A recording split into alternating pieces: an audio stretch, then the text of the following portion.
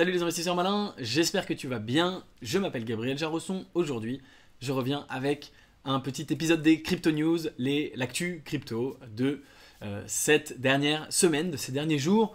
Voilà, avec bien sûr un certain nombre d'articles de tout ce qui s'est passé. On va faire un petit résumé, voir ce qui se passe, ce qui est positif, ce qui est négatif pour le milieu de la crypto. Avant de commencer, si c'est ta première fois ici, si ce n'est pas déjà fait, je t'invite à cliquer sur le bouton s'abonner juste en dessous de cette vidéo pour t'abonner à la chaîne YouTube Léonis, ne rater aucune de mes vidéos dès que je les publie, aucune des Crypto News et rejoindre plusieurs milliers d'investisseurs malins. C'est parti.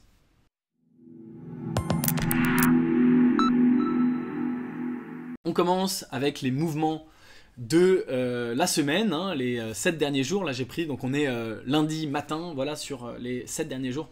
Ce qui s'est passé, donc un marché en augmentation, au vert, pas énorme en termes de volume pour les principales cryptos, Bitcoin plus 3,8, Ether plus 6%, c'est pas mal, XRP 1%, rien de spécial. Et puis il y a d'autres coins un peu plus petites qui elles ont fait des très belles remontées. On a l'EOS qui a pris 10%, on a le Litecoin qui a pris 21%, donc assez extraordinaire comme remontée. Et on a ici le BNB, le Binance Coin qui a pris 23% pour les coins assez connus, donc assez dingue. Le seul qui baisse cette semaine c'est le Tronix, moins 2,45%.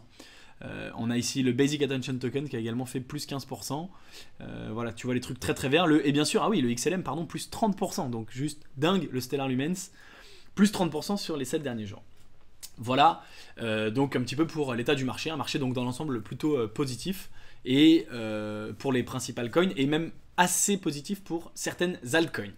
Alors, les news de la semaine, je commence avec le CEO de Binance qui parle de la création d'un exchange fiat to crypto, donc c'est-à-dire un exchange, un site web où tu pourras directement en euros acheter des cryptos. Aujourd'hui sur Binance, tu le sais probablement, la porte d'entrée si tu veux utiliser Binance et acheter des altcoins, hein, Binance c'est un des exchanges avec le plus de volume et avec le plus d'altcoins référencés. Eh bien, il faut que tu envoies sur l'exchange des bitcoins ou des ethereum. Tu ne peux pas envoyer des euros ou des dollars, tu dois passer par un autre exchange. Tu peux passer par Coinbase, par Kraken, ce que tu veux. Et ça fait un petit moment qu'il parlait chez Binance de créer donc un fiat to crypto, un échange fiat to crypto. Eh bien, potentiellement, ils vont l'ouvrir en Argentine. Donc ça, c'est une news qui vient de tomber aujourd'hui. Notamment sur Twitter, le CEO a dit « Guess we will have a new fiat to crypto exchange » en parlant de l'Argentine. Donc ça, c'est une très bonne nouvelle. Ça veut dire qu'il y a beaucoup d'altcoins, de petites crypto-monnaies, puisqu'il y en a plusieurs centaines, je crois plusieurs milliers hein, sur Binance maintenant, qui vont être accessibles directement en fiat, c'est-à-dire directement à partir des euros. Donc il y a des gens qui veulent acheter telle ou telle crypto pas très connue. Aujourd'hui, ils ne savent pas forcément faire, c'est un peu compliqué, ils ne peuvent pas le faire avec leurs euros, il faut qu'ils passent par le Bitcoin. Je pense que ça décourage un certain nombre de personnes et que ça diminue le volume, en tout cas que ça augmente le volume pour le Bitcoin, l'Ethereum qui sont possibles d'acheter tout de suite. Eh bien ça va corriger ça et ça peut donc faire un petit peu monter le marché. En tout cas, c'est une très bonne nouvelle. Ensuite, j'enchaîne avec les bonnes nouvelles en te parlant de la Digital Asset Platform de la boîte qui s'appelle Fidelity. Donc Fidelity, c'est l'un des plus gros gestionnaires de fortune au monde américain, énorme. Financial Services Giant, donc ils ont tout un tas de services financiers. Ils sont très connus du grand public aux États-Unis et ils sont bien sûr réglementés. C'est une vraie grosse boîte.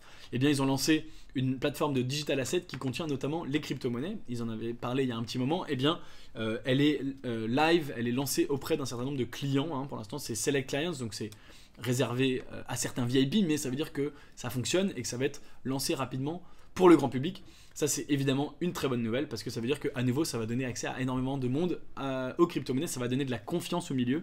Notamment, bien sûr, donc on va y retrouver les principales crypto-monnaies, notamment Bitcoin et Ethereum que tu vois ici. Et la CEO, Abigail Johnson, a déclaré « I'm a believer », donc je crois aux crypto-monnaies.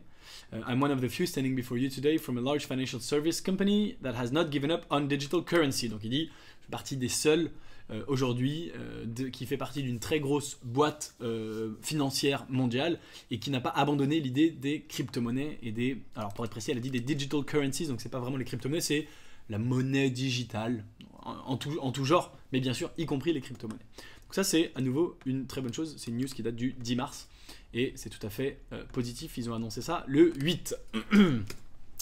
Ensuite, alors un truc intéressant sur Ethereum dont je voulais te parler, c'est que 80% de l'Ethereum est détenu par 7572 adresses. Donc ça veut dire que, comme d'habitude, il y a une grosse concentration. C'est plutôt négatif, ça c'est plutôt une news je trouve négative. Il y a une énorme concentration d'Ethereum auprès de 7000 personnes, et encore on ne sait même pas si c'est 7000 personnes ou si c'est moins de gens qui ont plusieurs adresses. Donc à partir de 1000 Ethereum, eh bien tu es dans le top 80%. Zut, raté, moi j'y suis pas, c'est dommage. Donc il y a 6490 adresses qui ont entre 1000 et 10 000 Ethereum, 923 adresses qui ont plus de 10 000 Ethereum, 155 entre 10 000 et 100 000, pardon, et 155 qui ont entre 100 000 et 1 million d'Ethereum, et il y a 4 adresses seulement qui ont plus d'1 million d'Ethereum, entre 1 million et 10 millions. Donc je pense qu'il y a notamment l'adresse de Vitalik Buterin, je sais pas qui sont les 3 autres, mais ils sont évidemment très très riches, mais ça te prouve que il y a voilà, 80% du supply qui est détenu par 7500 personnes. Ça te prouve premièrement que si tu as beaucoup d'Ethereum, et ben, si tu n'as pas loin de 1000 Ethereum, et ben, tu es probablement très très bien placé. Ça veut aussi dire que l'Ethereum n'est pas réparti équitablement auprès de tout le monde. Aujourd'hui, c'est pas forcément une mauvaise chose sur le long terme, ça pourra changer. Ces gens-là, ils vont peut-être potentiellement vouloir vendre à un moment. Mais faut pas oublier que en tant que possesseur d'Ethereum et de Bitcoin, on est parmi les rares. Enfin, je veux dire, il y a encore 99% de la planète qui n'en détient pas. Tu vois, la preuve, il y a 7000 personnes qui en détiennent 80%. Alors, les 20% restants sont éclatés sur beaucoup plus de monde, mais on fait quand même partie des premiers. Il y a quelques centaines de milliers, quelques millions de personnes tout au plus dans le monde qui ont, c'est plutôt quelques millions hein, maintenant, qui ont du Bitcoin et de l'Ethereum. Et si effectivement ça devient une monnaie mondiale, ce que moi je crois, ce qui est possible, et ben on sera aujourd'hui quand même dans les premiers. Et, tu vois, on n'est pas parmi les premiers des premiers, enfin moi en tout cas je suis pas dans ces 7500, mais c'est quand même intéressant. Cela dit, c'est un point, donc encore une fois plutôt négatif, parce que ça veut dire qu'il y a quand même une grosse concentration, ce qui n'est pas forcément une bonne chose, puisque c'est des crypto-monnaies qui se veulent décentralisées, égalitaires, accessibles à tous, etc. Bon, toujours sur l'Ethereum, eh bien, ils ont 2 fois plus de développeurs que le Bitcoin. Donc là, c'est plutôt, tu sais, comme on dit, long Ethereum, short Bitcoin. Ça veut dire, eh ben, si tu devais parier entre Ethereum et Bitcoin, il faudrait peut-être plutôt parier sur le long terme sur Ethereum. Alors, le nombre de développeurs, ça veut rien dire. C'est pas pour autant que ça va pas se planter. C'est pas pour autant que la valeur va forcément augmenter. On ne sait pas. En tout cas, il y a beaucoup plus de développeurs sur Ethereum que sur Bitcoin. C'est intéressant. C'est pas illogique puisque sur Ethereum, on peut développer des smart contracts qu'on ne peut pas faire aujourd'hui sur Bitcoin. La question, c'est qu'est-ce qui va se passer le jour où Bitcoin sort la possibilité de développer des smart contracts. On n'en est pas là aujourd'hui, mais ça peut bien sûr venir. En tout cas, Ethereum reste aujourd'hui toujours actif malgré le bear market qu'on a depuis maintenant plus d'1 an. Il y a toujours beaucoup de gens qui travaillent là-dessus et ça c'est évidemment très intéressant, très positif. C'est bon signe pour tous les détenteurs d'Ethereum. Enfin, toujours sur Ethereum, Vitalik Buterin qui propose un wallet fee pour les développeurs. Il a tweeté: je propose que nous considérons pour supporter la communauté une norme que les clients et les wallets développeurs devraient faire payer un Gwei en gas fee par transaction qui passe par leur wallet. Donc, grosso modo, à chaque fois que tu fais une transaction qui passe par le wallet d'un développeur, eh bien, il devrait te prélever une transaction supplémentaire en plus du gas fee pour exécuter la transaction aujourd'hui, simplement pour être le wallet à travers lequel passe ta transaction. Ce qui est une idée pour développer, voilà, permettre aux développeurs d'avoir plus de moyens, plus de fonds. Projet intéressant qui est à la fois effectivement très intéressant parce qu'il donne plus de moyens aux développeurs et donc potentiellement sur le long terme plus de développement sur Ethereum, et en même temps un petit peu paradoxal parce que dans un tout premier temps, la conséquence immédiate c'est que les transactions sur Ethereum vont coûter plus cher et donc c'est peut-être un petit peu plus embêtant, à moins que ça vienne être soustrait de la transaction existante aujourd'hui, mais ça voudrait dire que les transactions augmenteraient de prix et donc je m'interroge sur est-ce que ça va pas gêner du monde de se dire que les transactions sont plus chères. Alors c'est effectivement 1,73 millième de centime, mais quand même ça peut être, voilà, tu vois, ça représente 2 millions de dollars par an. Donc voilà, ça fait 2 millions qui partent en fumée, enfin qui partent pas du tout en fumée, mais qui sont en tout cas 2 millions de plus à payer pour les gens qui font une transaction sur Ethereum, donc à voir. Mais en tout cas intéressant. Intéressant. Je voulais bien sûr t'en parler. Ensuite, un autre point qui n'a rien à voir, le ministre de la Finance allemand qui veut que les blockchain securities market soient régulés en Allemagne, et donc ça concerne les STO, les Security Token Offering, qui est donc, tu le sais, une grosse tendance des prochains mois, qui sont donc des securities tokens, des tokens qui contiennent des securities, des tokens qui notamment sont liés à des actions de société. Et notamment, il y a Bitbond, qui est la première STO à ouvrir en Allemagne. Et tu vois que ça commence d'ailleurs aujourd'hui, si tu veux participer. The first security token offering, the first German, donc la première STO en Allemagne. C'est donc des tokens qui représentent une securities, et donc notamment, alors il faut voir dans le cas précis, mais en général c'est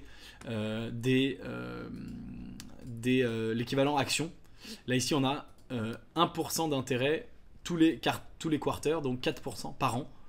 Et tu peux également recevoir un coupon, donc, qui est un coupon pour a priori acheter une action.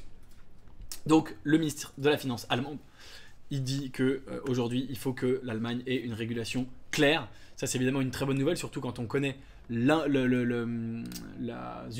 l'impact, la force qu'a l'Allemagne dans l'Union Européenne, bien sûr, l'influence, voilà, c'est ça le mot que je cherchais, ça me revient, l'influence qu'a l'Allemagne sur l'Union Européenne. Tu sais que les Allemands, les Français sont parmi les plus gros décisionnaires sur l'Union Européenne, même s'il y a évidemment 24 ou 26, je sais pas quoi, pays qui décident, mais voilà, les Français et les Allemands sont quand même un peu des leaders d'opinion dans ce sens, et donc si l'Allemagne s'y met, il y a de fortes chances que ce soit répercuté au niveau européen, et donc notamment en France, et ça c'est une très bonne chose. Donc intéressant de voir, c'est simplement un appel à l'action, mais bien sûr c'est quand même le ministre des Finances, donc il sera probablement entendu et ça peut éventuellement déboucher sur quelque chose. Bien sûr, je te tiendrai au courant sur cette chaîne. Enfin, pour terminer cette petite séquence, notre petit feuilleton policier sur Quadriga CX, donc tu sais, la mort du CEO, les fonds qui disparaissent, et bien en fait, les wallets, les portefeuilles de Quadriga CX auraient été vidés avant la mort du CEO, donc l'argent avait disparu bien avant. Et donc ça continue d'être le bordel. Il y a maintenant le FBI qui se penche sur la question. Et dans un nouveau rebondissement, la femme du CEO, la femme de l'ex-CEO, la veuve du CEO, demande 225 000 $ de dommages et intérêts. À cause apparemment des frais d'avocat et de procès qu'elle a contre elle, parce que il y a bien sûr énormément de procès contre elle pour les 150 millions qui ont été prévus, et elle a dépensé apparemment 225 000 $ pour se protéger et protéger Quadriga CX. Bien sûr, les investisseurs, ils ont perdu 260 millions de dollars canadiens et ils sont très très énervés et on ne sait toujours pas où ils sont passés.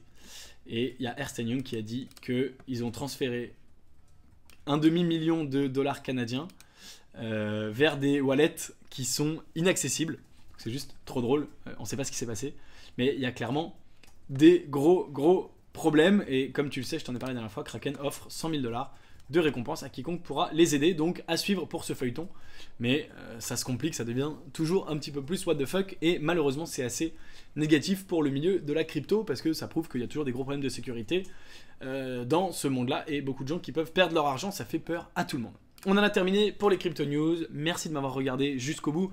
Dis-moi en commentaire quelle est la news qui te plaît le plus, la news la plus surprenante, la news qui t'a le plus intéressé, que tu ne connaissais pas et t'es content que je t'ai donné cette semaine-ci.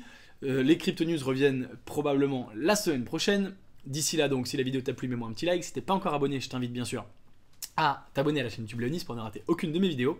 Moi je te dis à très bientôt pour une prochaine vidéo, et en attendant tu peux regarder une autre vidéo de moi qui va apparaître sur l'écran juste après. Ciao. Salut.